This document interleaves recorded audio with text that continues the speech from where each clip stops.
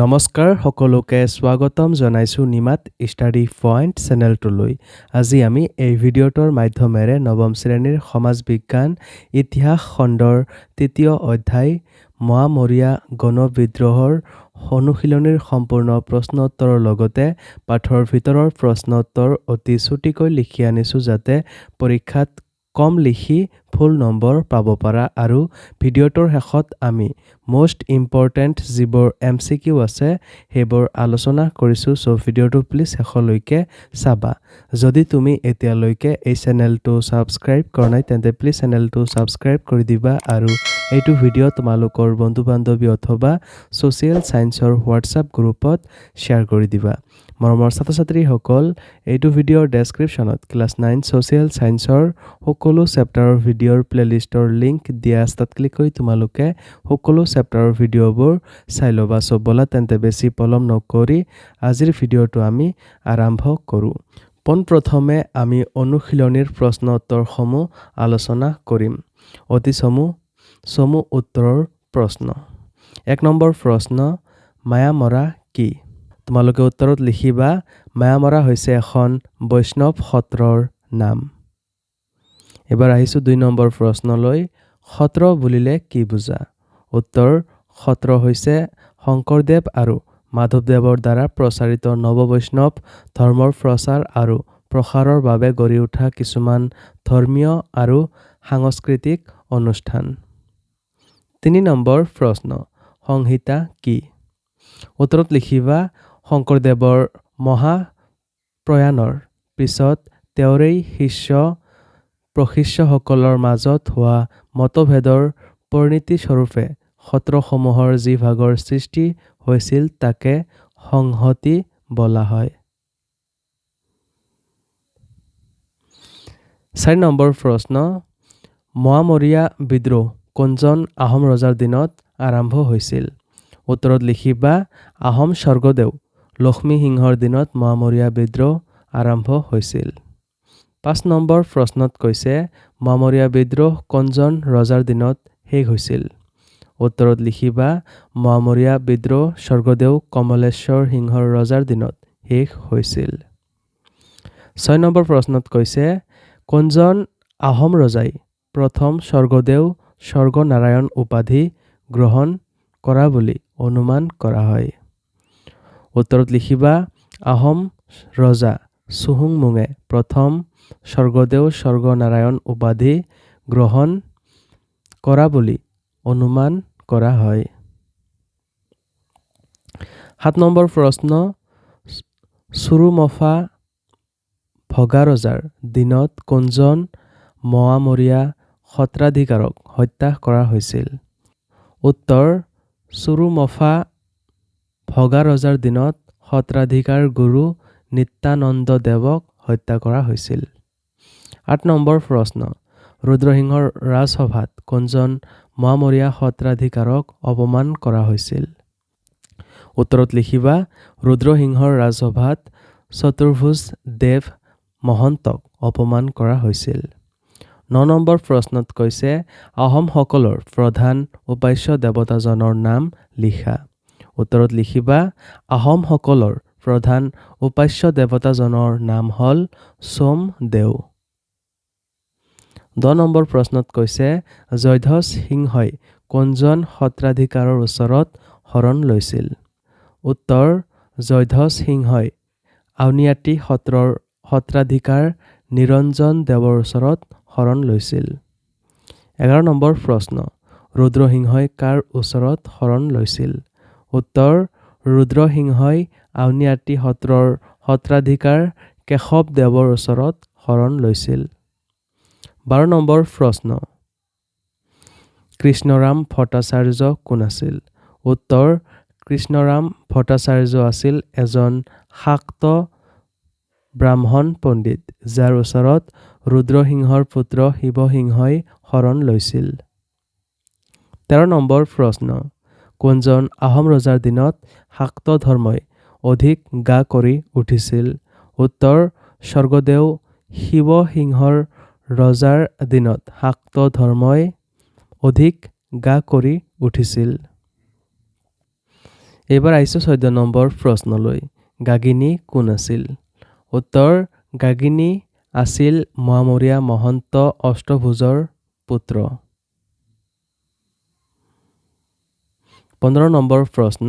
মোৱামৰীয়াসকলে পোনপ্ৰথমে কাক ৰজা পাতিছিল? উত্তৰ: মোৱামৰীয়াসকলে পোনপ্ৰথমে নাহৰখোৱাৰ পুত্ৰ ৰমাকান্ত বা ৰমানন্দক ৰজা পাতিছিল। 16 নম্বৰ প্ৰশ্ন। কেপ্টেইন ৱেলছ কেতিয়াৰ পৰা কেতিয়ালৈ অসমত আছিল? উত্তৰত লিখিবা কেপ্টেইন ৱেলছ 1792 চনৰ নৱেম্বৰ মাহৰ মাজভাগৰ পৰা 1794 চনৰ মে মাহলৈ অসমত আছিল। 17 নম্বৰ প্ৰশ্ন। অসমৰ ক'ত লোণ উৎপাদন হৈছিল? উত্তৰত লিখিবা অসমৰ শদিয়া আৰু নগা পাহাৰত লোণ উৎপাদন হৈছিল। 18 নম্বৰ প্ৰশ্ন। অসমৰ সৰ্বসাধাৰণ মানুহে লোণ কিয় ব্যৱহাৰ কৰিব নোৱাৰিছিল? উত্তৰ: লোণ বৰ দামী বস্তু আছিল আৰু সেইবাবে অসমৰ সৰ্বসাধাৰণ মানুহে ইয়াক ব্যৱহাৰ কৰিব নোৱাৰিছিল। চমু দীঘল উত্তৰৰ প্ৰশ্ন। 1 নম্বৰ প্ৰশ্ন। মোৱামৰীয়াসকল কোন আছিল? এই বিদ্ৰোহক গণ অভ্যুত্থান বুলি ক'ব পৰা যায়নে? উত্তৰত লিখিবা মোৱামৰীয়াসকল মূলতঃ মৰাণ সম্প্ৰদায়ৰ লোক আছিল। শংকৰ মাধৱৰ পৰৱৰ্তী কালত মায়ামৰা নামৰ বৈষ্ণৱ সত্ৰখন স্থাপিত হৈছিল। এই মায়ামৰা শব্দৰ পৰাই মোৱামৰীয়া শব্দটো উৎপত্তি হোৱা বুলি ধৰা হয়। মোৱামৰীয়া বিদ্ৰোহক গণ অভ্যুত্থান বুলি কোৱাৰ অন্যতম কাৰণ আছিল ইয়াত যোগদান কৰা অজস্ৰ সাধাৰণ প্ৰজা, যাৰ ভিতৰত অধিক সংখ্যকেই আছিল সাধাৰণ কৃষক বা অন্যান্য বৃত্তিধাৰী লোক। 2 নম্বৰ প্ৰশ্নত কৈছে মোৱামৰীয়া বিদ্ৰোহৰ ৰাজনৈতিক কাৰণ বিশ্লেষণ কৰা। উত্তৰত লিখিবা গুৰুৰ প্ৰতি মোৱামৰীয়া শিষ্যসকলৰ আছিল অগাধ ভক্তি। প্ৰয়োজনত তেওঁৰ হকে প্ৰাণ বিসৰ্জন দিবলৈও কুণ্ঠাবোধ কৰা নাছিল। মায়ামৰা সত্ৰৰ এই শিষ্যসকলে কোনো কাৰণতে গুৰুৰ বাহিৰে অন্যৰ ওচৰত মূৰ নদুৱাইছিল।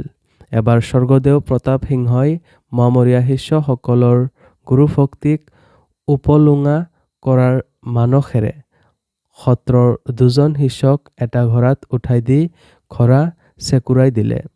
সন্মুখত 2খন চকা তৰোৱাল সিহঁতৰ ডিঙিৰ সমানকৈ পথালিকৈ বান্ধি ৰাখিলে।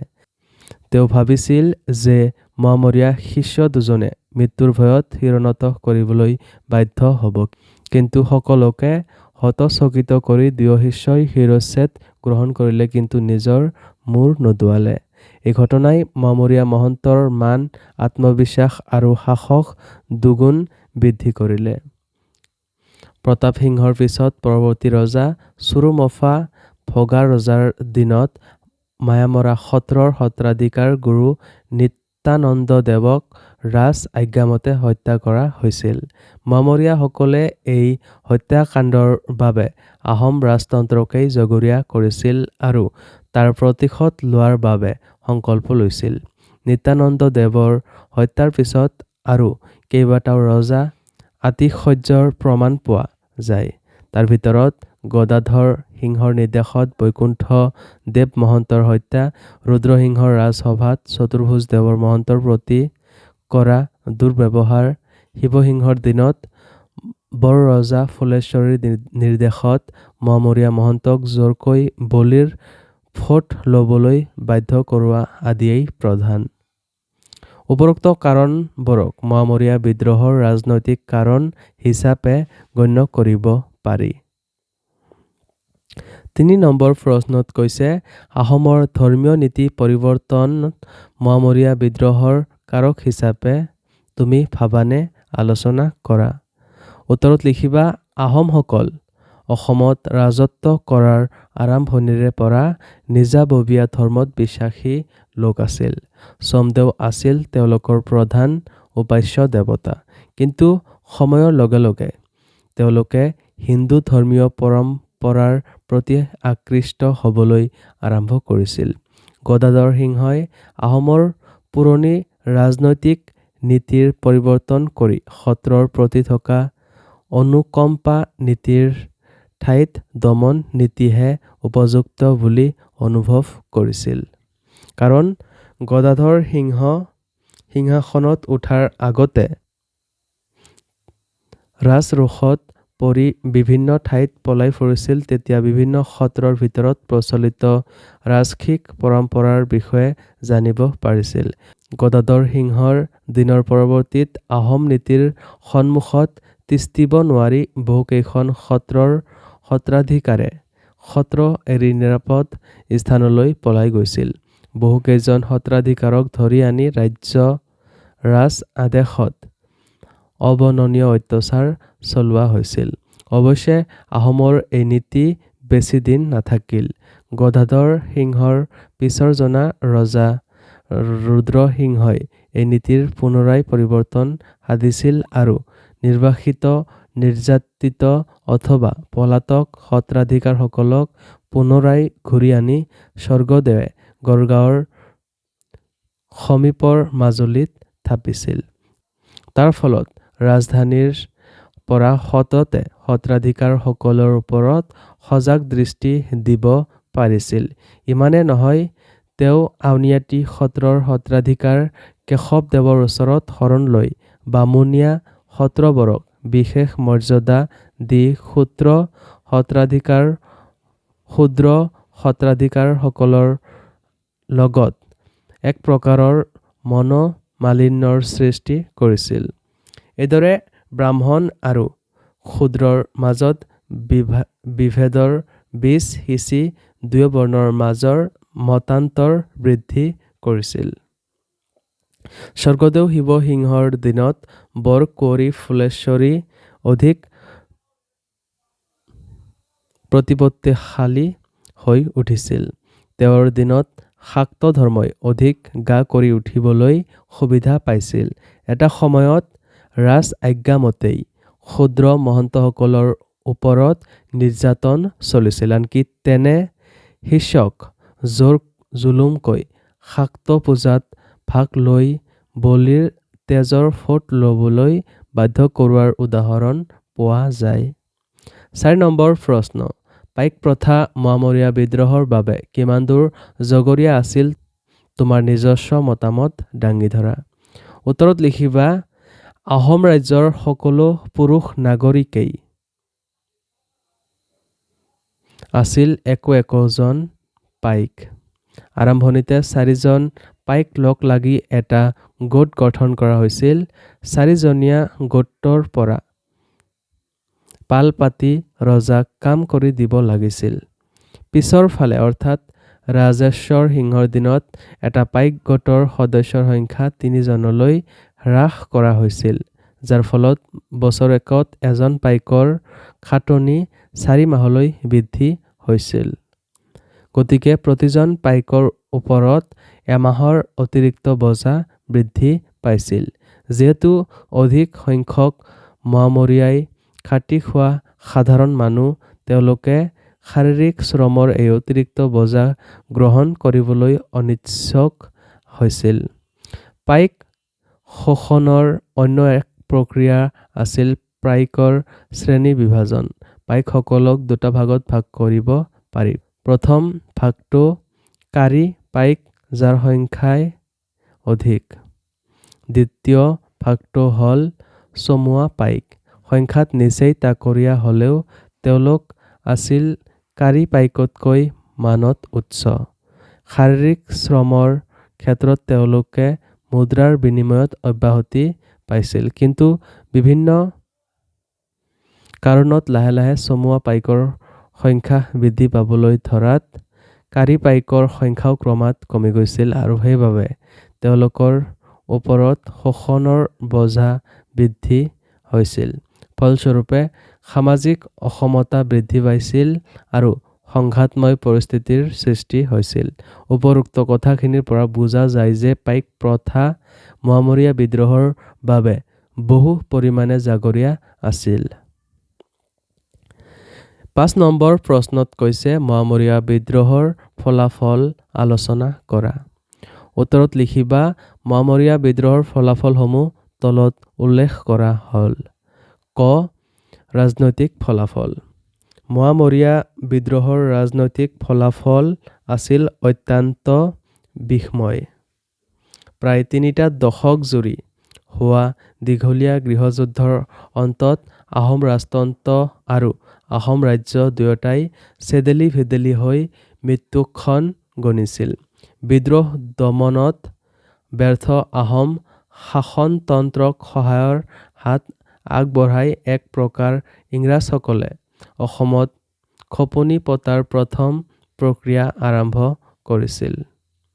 মোৱামৰীয়া বিদ্ৰোহৰ অন্য এক ঋণাত্মক পৰিণতি আছিল আহোম শাসনতন্ত্ৰৰ অৱনতি।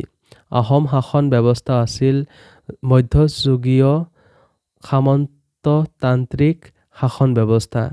এই ব্যৱস্থাত ৰজা আছিল প্ৰশাসনৰ মুৰব্বী আৰু অন্যান্য বুঢ়াগোহাঁই, বৰপাত্ৰ গোহাঁই, বৰবৰুৱা, ফুকন, শইকীয়া, বৰফুকন, বৰা আদি পদবীবোৰ আছিল ৰজাৰ আজ্ঞাবাহী বিষয়া।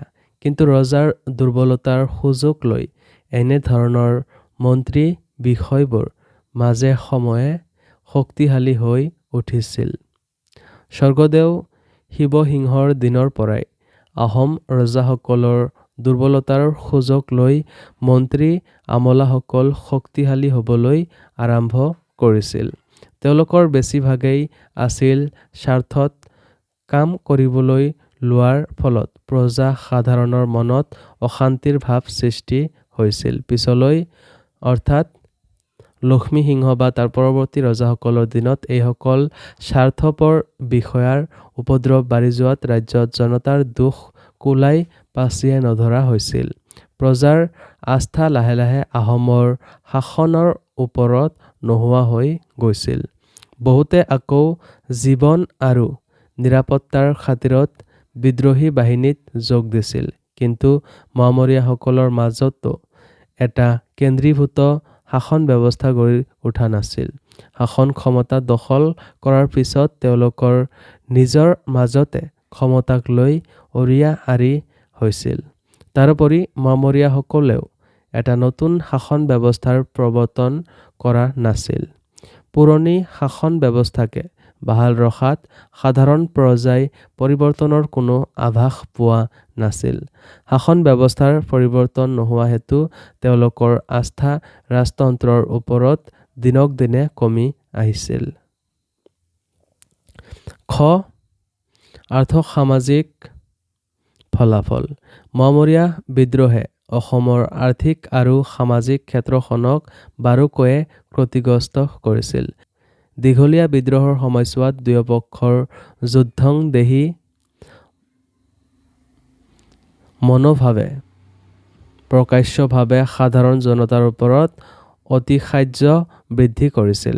মোৱামৰীয়াসকলৰ যেনেদৰে ৰজাঘৰীয়া সমৰ্থক আৰু তেওঁলোকৰ জীৱন আৰু সম্পত্তি হেলাৰঙে ধ্বংস কৰিছিল, ঠিক একেদৰে ৰজাৰ সৈন্যসকলেও দোষী নিৰ্দোষী বিচাৰ নকৰি ল'ৰা বুঢ়া তিৰোতা নিৰ্বিশেষে বহু লোকক হত্যা নিৰ্যাতন নিৰ্বাসন আদি দণ্ডেৰে দণ্ডিত কৰিবলৈ কুণ্ঠাবোধ কৰা নাছিল।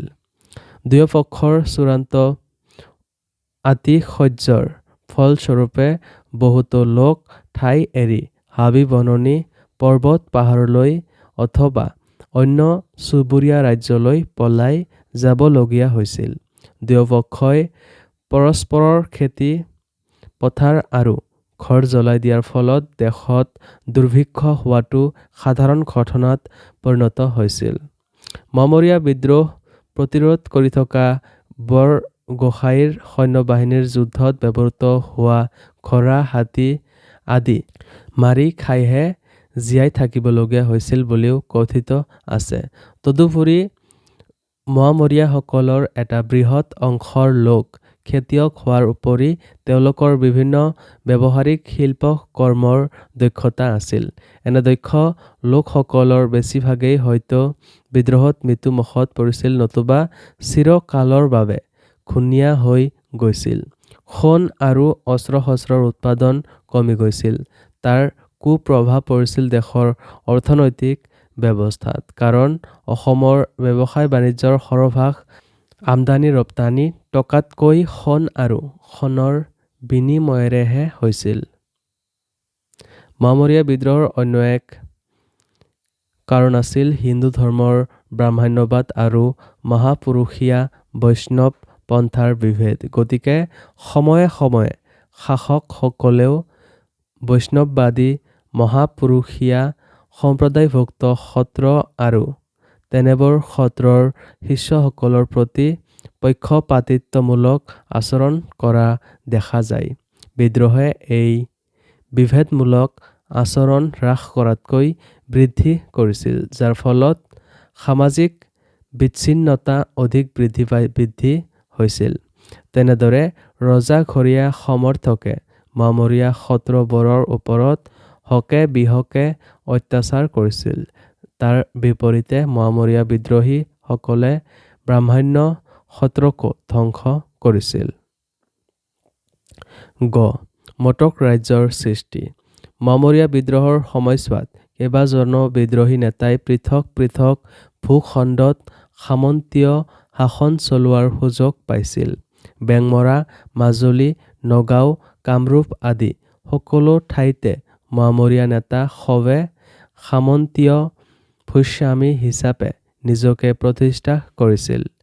বেংমৰাৰ মামৰীয়াসকলে কূটনৈতিকভাৱে সৰ্বানন্দৰ নেতৃত্বত দুবাৰকৈ বান-সৈন্যৰ সহায় লোৱাৰ কৌশল অৱলম্বন কৰিছিল। অৱশ্যে দুয়োবাৰতে আহোমসকলে বুদ্ধিমত্তাৰে তেওঁলোকক খেদি পঠিয়াইছিল। কিন্তু পূৰ্ণানন্দ বুঢ়াগোহাঁইয়ে বিষয়টো গভীৰভাৱে গ্ৰহণ কৰি যথা সম্ভৱ সোনকালে মামৰীয়া বিদ্ৰোহৰ অন্ত পেলাবলৈ বিচাৰিছিল। সেয়েহে সোনকালেই তেওঁ সৰ্বানন্দৰ লগত এখন চুক্তি কৰি মটক ৰাজ্য গঠন কৰে আৰু তাত সৰ্বানন্দক কৰতলীয়া শাসক হিচাপে বৰ সেনাপতি নিযুক্ত কৰা হয়। চুক্তিমতে বেংমৰাক কেন্দ্ৰ কৰি ব্ৰহ্মপুত্ৰ আৰু দিহিং নদীৰ মাজৰ ভূখণ্ডত নতুন মটক ৰাজ্য গঠন কৰিলে। সৰ্বানন্দই বছৰেকীয়া কৰ হিচাপে আহোম ৰজাক হাতীৰ দাঁত আৰু মুগাৰ কাপোৰ সধাবলৈ প্ৰতিশ্ৰুতি দিয়ে। মামৰীয়া বিদ্ৰোহৰ সৰ্বনাশী প্ৰতিক্ৰিয়াই অসমক ভয়ংকৰ ভৱিষ্যতৰ মুখলৈ ঠেলি দিছিল। অসমখন ভয়াৱহ মানৰ আক্ৰমণত সম্পূৰ্ণৰূপে ক্ষত-বিক্ষত হৈ গৈছিল আৰু অসমক তেনে বিপদৰ পৰা ৰক্ষা কৰাৰ চলেৰে পুনৰায় আবিৰ্ভাৱ হৈছিল ব্ৰিটিছসকলৰ, যাৰ সৰ্বনাশী গ্ৰাসৰ পৰা ভাৰতবৰ্ষৰ কোনো এখন ৰাজ্যই পৰিত্ৰাণ পোৱা নাছিল। ৬ নম্বৰ প্ৰশ্ন। মামৰীয়া বিদ্ৰোহক তুমি সফল নে বিফল বুলি ভাবা? যুক্তি দিয়া। উত্তৰত লিখিবা, মামৰীয়া বিদ্ৰোহক মই বিফল বিদ্ৰোহ বুলি ভাবোঁ। কাৰণ এই বিদ্ৰোহৰ ৰাজনৈতিক ফলাফল আছিল অত্যন্ত বিষময়। প্ৰায় ৩টা দশক জুৰি হোৱা দীঘলীয়া গৃহযুদ্ধৰ অন্তত আহোম ৰাজতন্ত্ৰ আৰু আহোম ৰাজ্য দুয়োটাই চেদেলি-ফেদেলি হৈ মৃত্যুখন গণিছিল। বিদ্ৰোহ দমনত ব্যৰ্থ আহোম শাসনতন্ত্ৰক সহায়ৰ হাত আগবঢ়াই এক প্ৰকাৰ ইংৰাজসকলে অসমত খপনি পতাৰ প্ৰতিক্ৰিয়া আৰম্ভ কৰিছিল। মামৰীয়া বিদ্ৰোহৰ অন্য এক ঋণাত্মক পৰিণতি আছিল আহোম শাসনতন্ত্ৰৰ অৱনতি।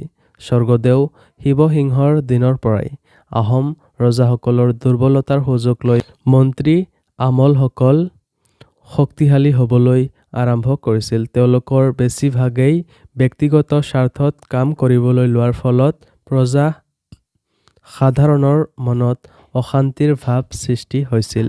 পিছলৈ অৰ্থাৎ লক্ষ্মীসিংহ বা তাৰ পৰৱৰ্তী ৰজাসকলৰ দিনত এইসকল স্বাৰ্থপৰ বিষয়াৰ উপদ্ৰৱ বাঢ়ি যোৱাত ৰাজ্যত জনতাৰ দুখ কুলাই পাচিয়ে নধৰা হৈছিল।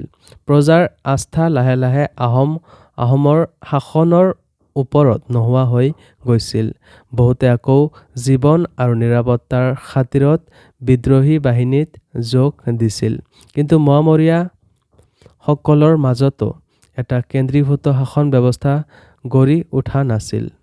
শাসন ক্ষমতা দখল কৰাৰ পিছত তেওঁলোকৰ নিজৰ মাজতে ক্ষমতাক লৈ অৰিয়া-অৰি হৈছিল। তাৰোপৰি মোৱামৰীয়াসকলেও এটা নতুন শাসন ব্যৱস্থাৰ প্ৰৱৰ্তন কৰা নাছিল। পুৰণি শাসন ব্যৱস্থাক বাহাল ৰখাত সাধাৰণ প্ৰজাই পৰিৱৰ্তনৰ কোনো আভাস পোৱা নাছিল। শাসন ব্যৱস্থাৰ পৰিৱৰ্তন নোহোৱা হেতু তেওঁলোকৰ আস্থা ৰাজতন্ত্ৰৰ ওপৰত দিনক দিনে কমি আহিছিল। মোৱামৰীয়া বিদ্ৰোহে অসমৰ আৰ্থিক আৰু সামাজিক ক্ষেত্ৰখনক বাৰুকৈয়ে ক্ষতিগ্ৰস্ত কৰিছিল। মোৱামৰীয়াসকলে যেনেদৰে ৰজাঘৰীয়া সমৰ্থক আৰু তেওঁলোকৰ জীৱন আৰু সম্পত্তি হেলাৰঙে ধ্বংস কৰিছিল, ঠিক একেদৰে ৰজাৰ সৈন্যসকলেও দোষী নিৰ্দোষী বিচাৰ নকৰি ল'ৰা-বুঢ়া তিৰোতা নিৰ্বিশেষে বহু লোকক হত্যা, নিৰ্যাতন, নিৰ্বাসন আদি দণ্ডেৰে দণ্ডিত কৰিবলৈ কুণ্ঠাবোধ কৰা নাছিল। দুয়োপক্ষৰ চূড়ান্ত অতিশয্যৰ ফলস্বৰূপে বহুতো লোক ঠাই এৰি হাবি-বননি, পৰ্বত-পাহাৰলৈ অথবা অন্য চুবুৰীয়া ৰাজ্যলৈ পলাই যাবলগীয়া হৈছিল। মোৱামৰীয়া বিদ্ৰোহ প্ৰতিৰোধ কৰি থকা বৰগোহাঁইৰ সৈন্যবাহিনীয়ে যুদ্ধত ব্যৱহৃত হোৱা ঘোঁৰা, হাতী আদি মাৰি খাইহে জীয়াই থাকিবলগীয়া হৈছিল বুলিও কথিত আছে। তদুপৰি মোৱামৰীয়াসকলৰ এটা বৃহৎ অংশৰ লোক খেতিয়ক হোৱাৰ উপৰি তেওঁলোকৰ বিভিন্ন ব্যৱহাৰিক শিল্পকৰ্মৰ দক্ষতা আছিল। এনে দক্ষ লোকসকলৰ বেছিভাগেই বিদ্ৰোহত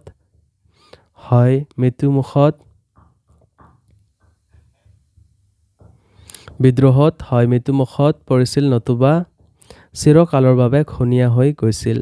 সোণ আৰু অস্ত্ৰ-শস্ত্ৰ উৎপাদন কমি গৈছিল। তাৰ কুপ্ৰভাৱ পৰিছিল অৰ্থনৈতিক ব্যৱস্থাত। কাৰণ অসমৰ ব্যৱসায় বাণিজ্যৰ সৰহভাগ আমদানি ৰপ্তানি টকাতকৈ সোণ আৰু সোণৰ বিনিময়েৰেহে হৈছিল। মোৱামৰীয়া বিদ্ৰোহৰ অন্য এক কাৰণ আছিল হিন্দু ধৰ্মৰ ব্ৰাহ্মণ্যবাদ আৰু মহাপুৰুষীয়া বৈষ্ণৱ পন্থাৰ বিভেদ।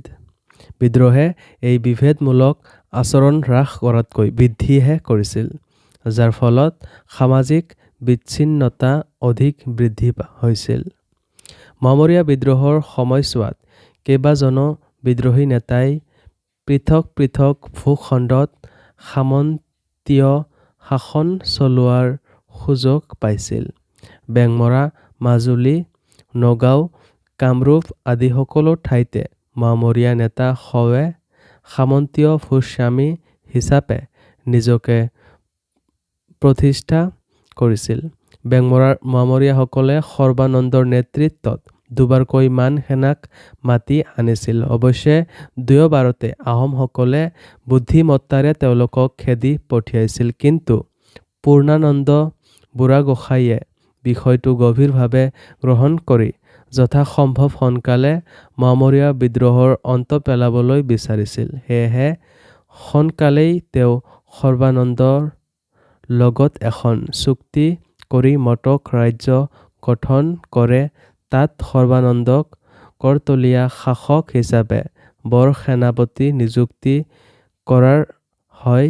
চুক্তিমতে বেংমৰাক কেন্দ্ৰ কৰি ব্ৰহ্মপুত্ৰ আৰু দিহিং নদীৰ মাজৰ ভূখণ্ডত নতুন মটক ৰাজ্য গঠন কৰিলে। সৰ্বানন্দই বছৰেকীয়া কৰ হিচাপে আহোম ৰজাক হাতীৰ দাঁত আৰু মুগাৰ কাপোৰ সধাবলৈ প্ৰতিশ্ৰুতি দিয়ে। মোৱামৰীয়া বিদ্ৰোহক সৰ্বনাশী প্ৰতিক্ৰিয়াই অসমক ভয়ংকৰ ভৱিষ্যতৰ মুখলৈ ঠেলি দিছিল। ৭ নম্বৰ প্ৰশ্নত কৈছে কেপ্টেইন ৱেলছে কি পৰিস্থিতিত অসমলৈ ঘূৰি আহিছিল? কিয় তেওঁ আধৰুৱা অৱস্থাত অভিযান সামৰি ঘূৰি গ'ল। উত্তৰত লিখিবা মোৱামৰীয়া প্ৰজা বিদ্ৰোহে আহোম ৰাজ্যত এটা প্ৰচণ্ড জকাৰণি তুলিছিল, যাৰ পৰিণতিত ৰাজতন্ত্ৰৰ ভেটিয়েই উফৰি পৰাৰ উপক্ৰম হৈছিল। এনে এটা ভয়ানক ৰাজনৈতিক ভূমিকম্পৰ পৰা ৰক্ষা পৰিবলৈ আভ্যন্তৰীণভাৱে আহোম শাসনতন্ত্ৰ সম্পূৰ্ণৰূপে ব্যৰ্থ হৈছিল আৰু তাৰ ফলত তেওঁলোকে বংগদেশত থকা ইংৰাজৰ ইষ্ট ইণ্ডিয়া কোম্পানীৰ ওচৰত সামৰিক সাহায্য ভিক্ষা কৰিবলৈ বাধ্য হৈছিল। ইংৰাজেও এনে এক সুযোগৰ অপেক্ষাতেই আছিল। সেয়েহে আহোম স্বৰ্গদেউ গৌৰীনাথ সিংহই যেতিয়া মোৱামৰীয়া বিদ্ৰোহ আৰু বংগৰ বৰকান্দাজসকলে সঘনা কৰা অত্যাচাৰৰ পৰা ৰাজ্যৰ প্ৰজাসাধাৰণক উদ্ধাৰ কৰিবলৈ ইংৰাজৰ ওচৰত আবেদন জনালে, তেতিয়া কোম্পানীৰ চৰকাৰে সহজেই সামৰিক অভিযান পঠাবলৈ মান্তি হৈছিল। এই অভিযানৰ প্ৰধান উদ্দেশ্য আছিল অসমৰ বিষয়ে বিতং খা-খবৰ আৰু তথ্যপাতি সংগ্ৰহ আৰু লগতে বৰকান্দাজ আৰু মোৱামৰীয়াৰ বিদ্ৰোহ দমন কৰি আহোম ৰজাক পুনৰাই সিংহাসনত প্ৰতিষ্ঠা কৰা। এই সামৰিক অভিযানৰ নেতৃত্ব দিছিল কেপ্টেইন থমাছ ৱেলছে। সামৰিক বাহিনীটোৱে 1792 চনৰ নৱেম্বৰ মাহৰ মাজভাগৰ পৰা 1794 চনৰ মে মাহলৈ অসমত আছিল। কোম্পানীৰ গভৰ্ণৰ জেনেৰেল লৰ্ড কৰ্ণৱালিছৰ উত্তৰসূৰী হিচাপে ছাৰ জন শ্বোৰে নতুন নীতি গ্ৰহণ কৰে। এই নতুন নীতি আছিল পৰৰাজ্যত হস্তক্ষেপ বিৰোধী নীতি। তেওঁ দৃঢ়তাৰে এই নীতি কাৰ্যকৰী কৰিব বিচাৰিছিল। সেইবাবে অতি সোনকালে ৱেলছক প্ৰত্যাৱৰ্তন কৰিবলৈ নিৰ্দেশ দিছিল। সেয়েহে স্বৰ্গদেউ গৌৰীনাথ সিংহৰ লগতে অন্যান্য আহোম ডা-ডাঙৰীয়াসকলে বাৰম্বাৰ অনুৰোধ কৰা স্বত্বেও ৱেলছে অভিযান সামৰি ঘূৰি যাবলৈ সিদ্ধান্ত ল'লে। ৮ নম্বৰ প্ৰশ্ন। মোৱামৰীয়া বিদ্ৰোহ দমনত ৱেলছৰ ভূমিকা বৰ্ণনা কৰা। তেওঁ কিমান দূৰ সফল আছিল বুলি ভাবা? উত্তৰত লিখিবা দৰঙৰ ৰজা কৃষ্ণনাৰায়ণৰ বিদ্ৰোহ, উত্তৰ কামৰূপত হৰদত্ত চৌধুৰীৰ বিদ্ৰোহ প্ৰতাপত গৌৰীনাথ সিংহই নগাঁৱত আশ্ৰয় লৈছিল। কিন্তু নগাঁৱতো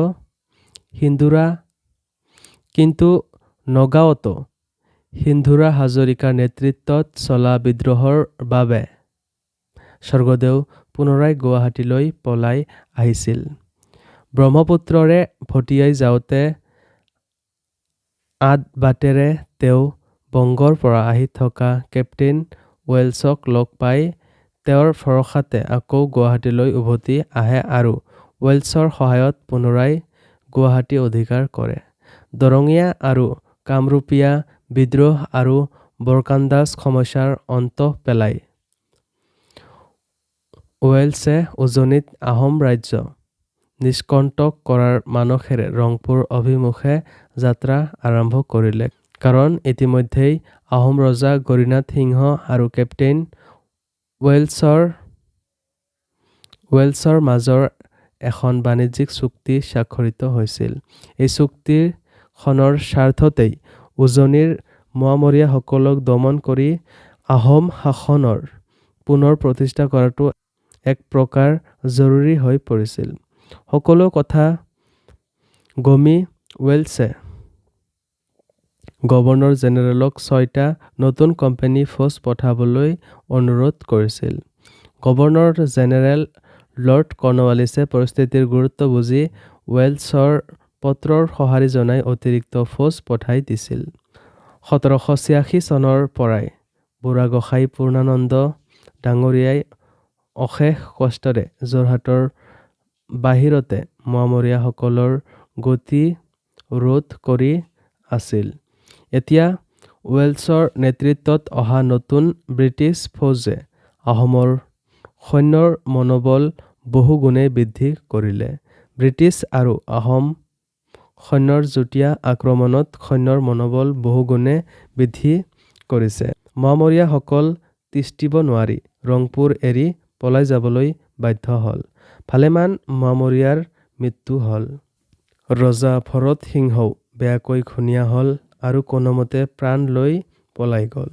ৰংপুৰ পুনৰাই বিদ্ৰোহীৰ কবলৰ পৰা উদ্ধাৰ হ'ল।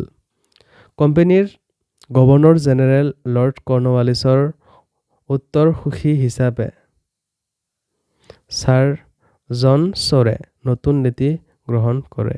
এই নতুন নীতি আছিল পৰৰাজ্যত হস্তক্ষেপ বিৰোধী নীতি। এই নীতি কাৰ্যকৰী কৰিবৰ বাবে তেওঁ অতি সোনকালে ৱেলছক প্ৰত্যাৱৰ্তন কৰিবলৈ নিৰ্দেশ দিলে। কেপ্টেইন ৱেলছৰ প্ৰত্যাৱৰ্তনৰ পিছতেই দেশত আকৌ অৰাজকতাৰ সৃষ্টি হৈছিল। মোৱামৰীয়াসকলে পুনৰাই ৰংপুৰ দখল কৰে। সেইবাবে ক'ব পাৰি যে কেপ্টেইন ৱেলছে মোৱামৰীয়া বিদ্ৰোহ দমনত কিছু সফলতা লাভ কৰিছিল যদিও তেওঁৰ প্ৰত্যাৱৰ্তনৰ লগে লগে এই বিদ্ৰোহে পুনৰ মূৰ দাঙি উঠিছিল। ৯ নম্বৰ প্ৰশ্নত কৈছে কেপ্টেইন ৱেলছৰ অসম সম্পৰ্কীয় বিৱৰণ আলোচনা কৰা। উত্তৰত লিখিবা কেপ্টেইন ৱেলছ চাহাবে অসমৰ বিষয়ে এটা মূল্যৱান টকা লিখি সেই সময়ৰ British governor general sir John শ্বৰলৈ প্ৰেৰণ কৰিছিল। সেই বিৱৰণৰ পৰা ১৮ শতিকাৰ অসমৰ ৰাজনৈতিক আৰু অৰ্থনৈতিক অৱস্থা সম্বন্ধে বহু লাগতিয়াল কথা জানিব পৰা যায়। ৱেলছৰ টকাত আহোম ৰাজ্যৰ ৰজা নিৰ্বাচন আৰু তেওঁৰ ক্ষমতা সম্পৰ্কত এটা বিৱৰণ বা বৰ্ণনা দিয়া হৈছে। আনকি আহোম শাসনতন্ত্ৰৰ ৫ গৰাকী প্ৰতাপী মন্ত্ৰী আৰু তেওঁলোকৰ মাজত সঘনাই চলা ক্ষমতাকেন্দ্ৰিক অঁৰিয়া-অঁৰিৰ ঘটনা টকাটোত সন্নিৱিষ্ট হৈছে। পাইক প্ৰথাৰ বিষয়েও টকাটোত এটা চমু বিৱৰণ দিয়া আছে। অসমৰ শেহতীয়া ৰাজনৈতিক অচলাৱস্থাৰ বাবে কীৰ্তিচন্দ্ৰ বৰবৰুৱাৰ ৰাজনৈতিক স্বেচ্ছাচাৰিতা মোহনমালা গোহাঁইক অনৈতিকভাৱে ৰাজসিংহাসন লাভৰ পৰা বঞ্চিত কৰা মোৱামৰীয়া মহন্তৰ হত্যা আৰু উচ্চ পদবীধাৰী মন্ত্ৰী আমোলাসকলৰ মাজত ক্ষমতা লাভৰ বাবে চলা অবাঞ্ছিত প্ৰতিযোগিতাকেই মূলতঃ দায়ী বুলি মত পোষণ কৰিছে।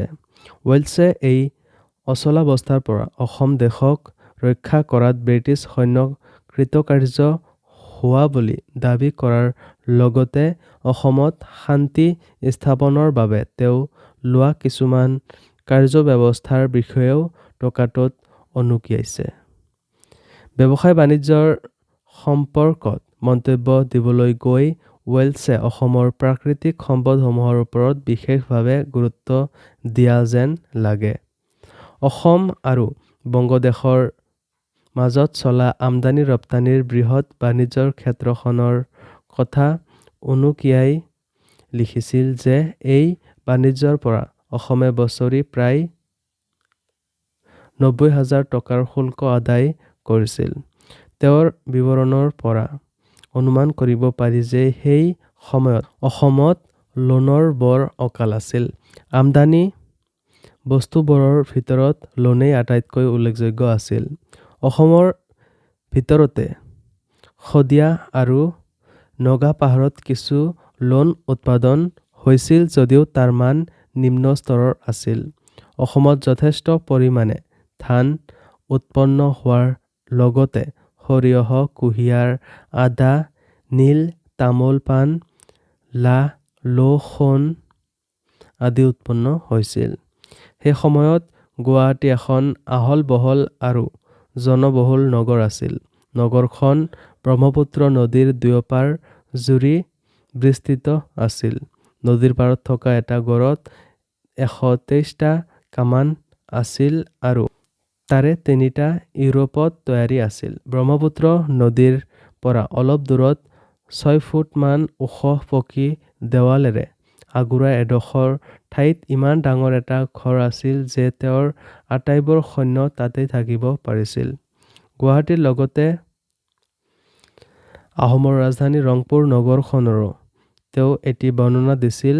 ইয়াৰ পৰিসীমা প্ৰায় 20 মাইলমান হ'ব। ইয়াত ইটাৰে বেৰ দিয়া এখন সুৰক্ষিত ঠাই আছিল। নগৰৰ দাঁতিকাষৰীয়া ঠাইবোৰত ভাল খেতি হৈছিল। সৰহভাগ মাটিয়েই ৰজা আৰু ডা-ডাঙৰীয়া সকলৰ সম্পত্তি আছিল। বজাৰত উৎপন্ন বস্তুৰ বেচা কিনা সাধাৰণতে নহৈছিল। ধান কেতিয়াও বিক্ৰী কৰিব নোৱাৰিছিল। সোণ আৰু নিমখহে বেহা বেপাৰৰ মাধ্যম হিচাপে ব্যৱহাৰ হৈছিল। বস্তুৰ দাম অতিপাত সস্তা আছিল। সাধাৰণ মানুহে অন্য বস্তুতকৈ টকাৰহে নাটনিত ভুগিছিল। তথাপি অসম এখন ঐশ্বৰ্যশালী দেশ আছিল আৰু ৰজা গৰিনাথ সিংহই ব্ৰিটিছ সেনাৰ ভৰণ পোষণৰ বাবে যথেষ্ট টকা পইচা খৰচ কৰিবলৈ সমৰ্থ হৈছিল। চমু টকা লিখা। 1 নম্বৰত দিছে কীৰ্তিচন্দ্ৰ বৰবৰুৱা। উত্তৰত লিখিবা কীৰ্তিচন্দ্ৰ বৰবৰুৱা আছিল দিহিং সত্ৰৰ শিষ্য। দিহিং আৰু মোৱামৰীয়া সত্ৰৰ মাজত আছিল আক্ৰোশমূলক দ্বন্দ্ব। ফলস্বৰূপে কথাই কথাই মোৱামৰীয়া সত্ৰৰ মহন্তই কীৰ্তিচন্দ্ৰই অপমান কৰিছিল। এবাৰ স্বৰ্গদেউ লক্ষ্মীসিংহ আৰু কীৰ্তিচন্দ্ৰ নাৱেৰে ফুৰিবলৈ গৈছিল। যাওঁতে মায়ামৰা সত্ৰৰ কাষত মহন্তই ৰজাক নমস্কাৰ জনাই সন্মান দেখুৱালে। কিন্তু অভিমানী বৰবৰুৱাক কোনো সম্ভ্ৰম প্ৰদৰ্শন নকৰিলে। ইয়াতে অপমান বোধ কৰি বৰবৰুৱাই মোৱামৰীয়া মহন্তক নানান গালি শপনি পাৰি অপমান কৰিলে। এই ঘটনাৰ কেইমাহমানৰ পিছত মোৱামৰীয়া সত্ৰৰ জনজাতীয় শিষ্য মৰাণসকলৰ নেতা নাহৰখোৱা শইকীয়া আৰু ৰাঘৱ নেওগে ৰাজঘৰলৈ বাৰ্ষিক দিব লগা কৰৰ বাবে এদল হাতী লৈ আহিছিল। তাৰে বৰবৰুৱাৰ উদ্দেশ্য নিয়া হাতীটোৰ নানান খুঁট উলিয়াই কীৰ্তিচন্দ্ৰই তেওঁলোকক গালি শপনি পৰাৰ উপৰিও ৰাঘৱ নেওগক শোকাৰে কোবাই আৰু নাহৰখোৱাৰ কাণ কাটি পঠিয়ালে। 2 নম্বৰ প্ৰশ্ন। মায়ামৰা সত্ৰ। উত্তৰত লিখিবা মায়ামৰা হৈছে এখন বৈষ্ণৱ সত্ৰৰ নাম। ই কাল সংহতিৰ অন্তৰ্ভুক্ত। মুখ্যতঃ মৰাণ জনগোষ্ঠীৰ লোকসকল এই সত্ৰৰ শিষ্য আছিল।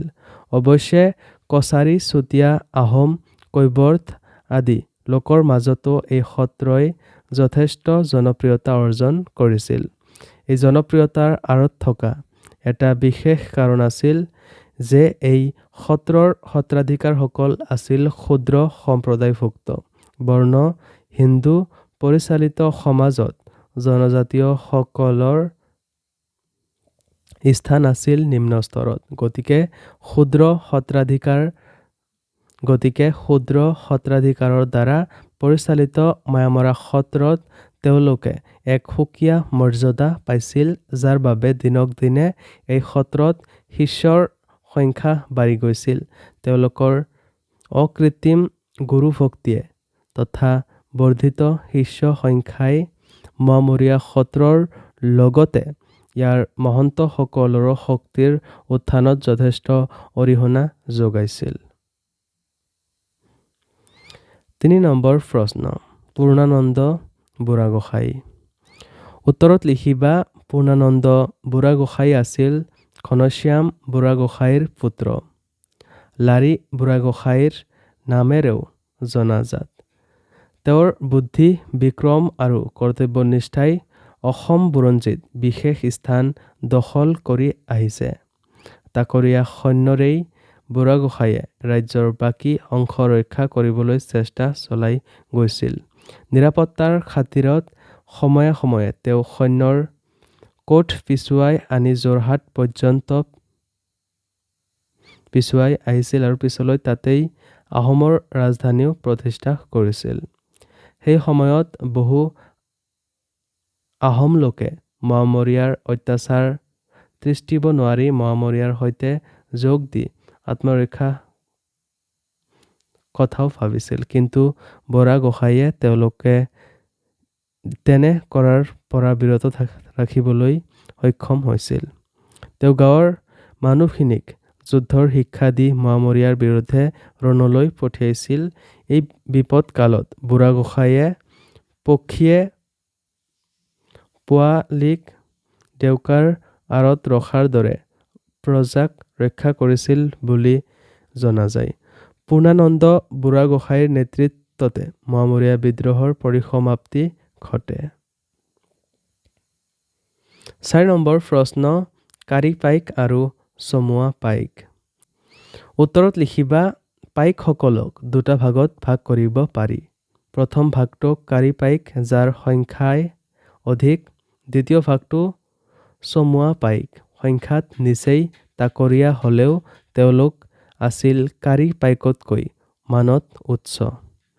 শাৰীৰিক শ্ৰমৰ ক্ষেত্ৰত তেওঁলোকে মুদ্ৰাৰ বিনিময়ত অব্যাহতি পাইছিল, কিন্তু বিভিন্ন কাৰণত লাহে লাহে চমুৱা পাইকৰ সংখ্যা বৃদ্ধি পাবলৈ ধৰাত কাৰী পাইকৰ সংখ্যা ক্ৰমাৎ কমি গৈছিল আৰু সেইবাবে তেওঁলোকৰ ওপৰত শোষণৰ বোজা বৃদ্ধি পাইছিল।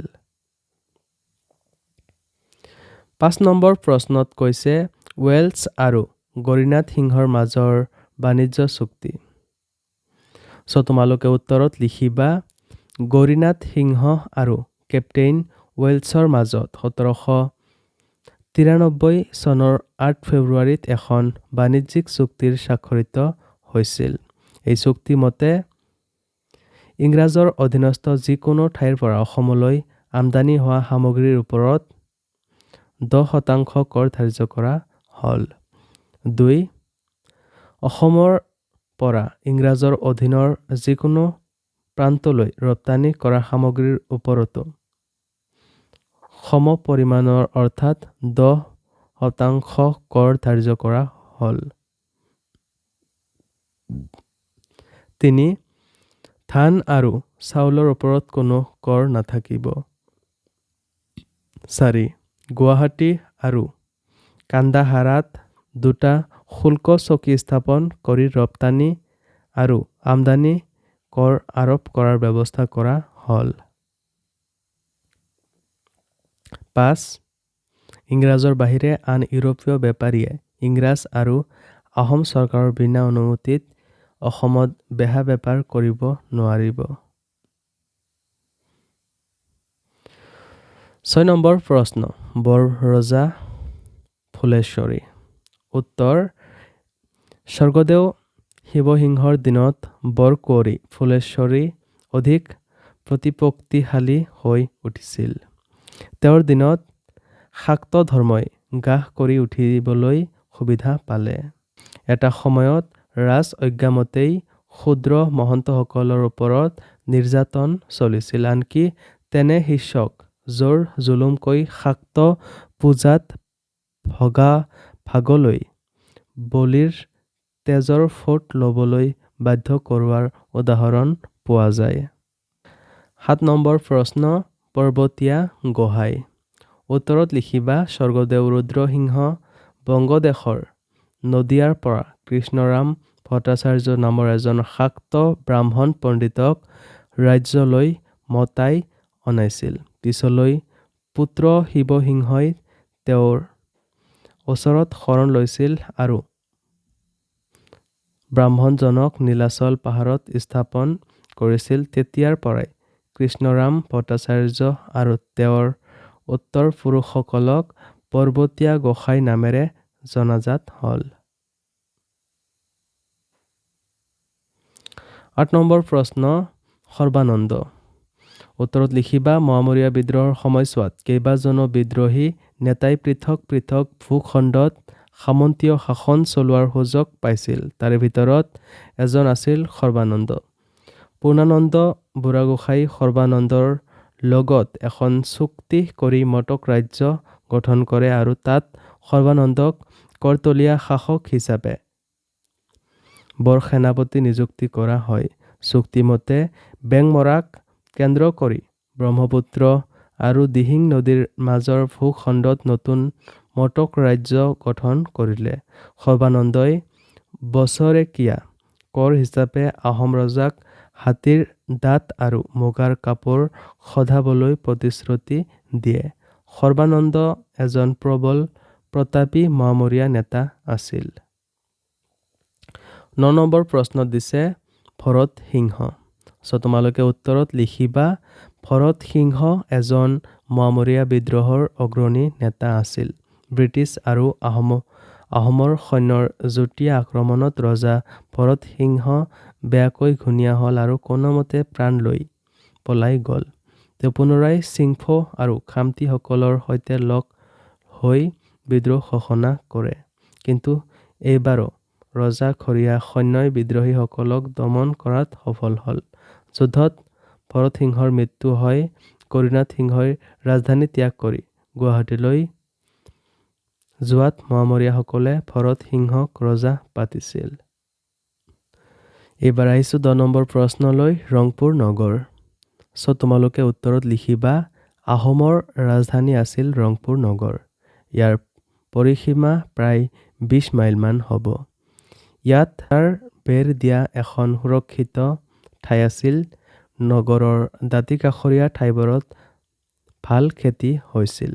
সৰহভাগ মাটিয়েই ৰজা আৰু ডা ডাঙৰীয়াসকলৰ সম্পত্তি আছিল।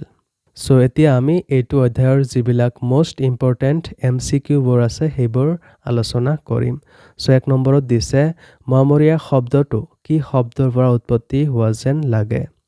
অপশ্যন দিয়া আছে ক মৰামৰি, খ মায়ামৰা, গ মোগল সেনাপতি এজনৰ পৰা। শুদ্ধ উত্তৰ হ'ব অপশ্যন খ মায়ামৰা। 2 নম্বৰ প্ৰশ্ন মায়ামৰা শব্দৰ অৰ্থ কি? অপশ্যন দিয়া আছে ক মৰা প্ৰহাৰ কৰা, খ এখন ঠাইৰ নাম, গ এখন বৈষ্ণৱ সত্ৰৰ নাম। উত্তৰত লিখিবা খ এখন ঠাইৰ নাম। 3 নম্বৰ প্ৰশ্নত দিছে বৈষ্ণৱ সত্ৰ কি?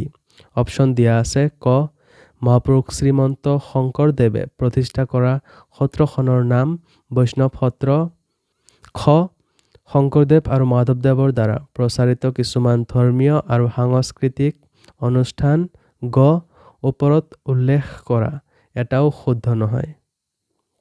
শুদ্ধ উত্তৰ হ'ব অপশ্যন খ শংকৰদেৱ আৰু মাধৱদেৱৰ দ্বাৰা প্ৰচাৰিত কিছুমান ধৰ্মীয় আৰু সাংস্কৃতিক অনুষ্ঠান। 4 নম্বৰ প্ৰশ্নত দিছে আহোম ৰজাসকলক স্বৰ্গদেউ বুলি কোৱা প্ৰথাটো সম্ভৱতঃ কিমান খ্ৰীষ্টাব্দৰ পৰা আৰম্ভ হয়?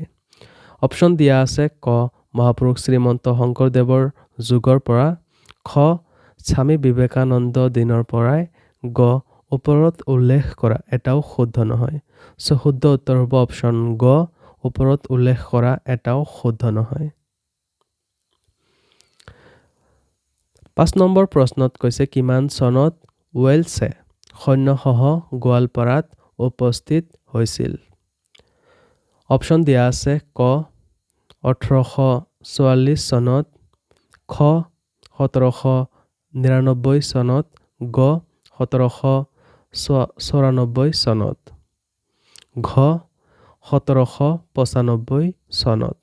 শুদ্ধ উত্তৰ হ'ব অপশ্যন গ 1794 চনত। 6 নম্বৰ প্ৰশ্নত কৈছে কিমান খ্ৰীষ্টাব্দত মোৱামৰীয়াসকলে গতিনাথ সিংহক আক্ৰমণ কৰিছিল? অপশ্যন দিয়া আছে ক 1785 খ্ৰীষ্টাব্দত, খ 1780 খ্ৰীষ্টাব্দত, গ 1784 খ্ৰীষ্টাব্দত, ঘ 1786 খ্ৰীষ্টাব্দত। শুদ্ধ উত্তৰ হ'ব অপশ্যন ঘ 1786 খ্ৰীষ্টাব্দত। 7 নম্বৰ প্ৰশ্নত কৈছে অসমলৈ ইংৰাজ আগমন কিমান চনত হৈছিল? অপশ্যন দিয়া আছে ক 1772 চনত, খ 1795 চনত, গ 1792 চনত, ঘ 1790 চনত। সো শুদ্ধ উত্তৰ হ'ব অপশ্যন ঘ 1790 চনত। ৮ নম্বৰ প্ৰশ্নত কৈছে কিমান চনৰ পৰা বুঢ়াগোসাঁই পূৰ্ণানন্দ ডাঙৰীয়াই মোৱামৰীয়াসকলৰ গতিৰোধ কৰি আছিল। অপশ্যন দিয়া আছে ক 1786 চনত, খ 1790 চনত, গ 1788 চনত, ঘ 1774 চনত। সো শুদ্ধ উত্তৰ হ'ব অপশ্যন ক 1786 চনত। ৯ নম্বৰ প্ৰশ্নত কৈছে মোৱামৰীয়াসকল মূলতঃ কোন সম্প্ৰদায়ৰ লোক? অপশ্যন দিয়া আছে তিৱা সম্প্ৰদায়ৰ লোক, খ মৰাণ সম্প্ৰদায়ৰ লোক, গ কাৰ্বি সম্প্ৰদায়ৰ লোক, ঘ ব্ৰিটিছ সম্প্ৰদায়ৰ লোক। সো শুদ্ধ উত্তৰ হ'ব অপশ্যন খ মৰাণ সম্প্ৰদায়ৰ লোক। ১০ নম্বৰ প্ৰশ্ন কাৰ নিৰ্দেশত বৈকুণ্ঠদেৱ মহন্তৰ হত্যা কৰিছিল? অপশ্যন দিয়া আছে ক গদাধৰ সিংহৰ নিৰ্দেশত, খ নিত্যানন্দৰ নিৰ্দেশত, গ বৰৰজা ফুলেশ্বৰ নিৰ্দেশত, ঘ কেপ্টেইন ৱেলছৰ নিৰ্দেশত। সো শুদ্ধ উত্তৰ হ'ব অপশ্যন ক গদাধৰ সিংহৰ নিৰ্দেশত।